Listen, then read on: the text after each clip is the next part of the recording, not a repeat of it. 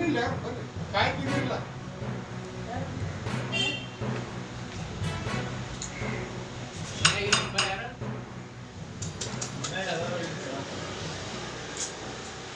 ಸರಿಯಾಗಿ ವಿಡಿಯೋ ಮಾಡಪ್ಪ.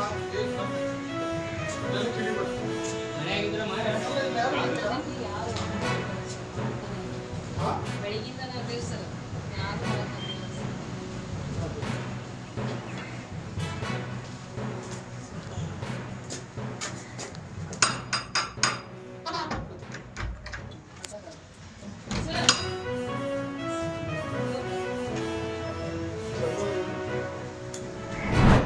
ಭಾರತೀಯ ಜನತಾ ಪಾರ್ಟಿಯಿಂದ ಮುಂದಿನ ಚುನಾವಣೆಗೆ ಅವ್ರಿಗಿಂತಲೂ ಕೂಡ ಪಕ್ಷ ಹಿರಿಯರಾಗಿರ್ತಕ್ಕಂಥ ಅನುಭವ ಇರತಕ್ಕಂಥ ನಾನು ಕೂಡ ಶಾಂತರಾಜ್ ಪಾಟೀಲ್ ಕೂಡ ಮುಂದಿನ ವಿಧಾನಸಭೆಗೆ ಬಿಜೆಪಿಯಿಂದ ಸ್ಪರ್ಧಾಕಾಂಕ್ಷಿದ್ದೇವೆ. ಹಾಗೆಯೇ ನಮ್ಮ ಹನುಮಂತಪ್ಪನವರು ಬಹಳ ವರ್ಷಗಳಿಂದ ಪಾರ್ಟಿ ಈಗ ಹೋಗಿರ್ತಕ್ಕಂಥವ್ರು, ದೊಡ್ಡ ಸಮಾಜದ ಮುಖಂಡರು, ಅವರು ಕೂಡ ಸ್ಪರ್ಧಾಕಾಂಕ್ಷಿಗಳಿದ್ದಾರೆ.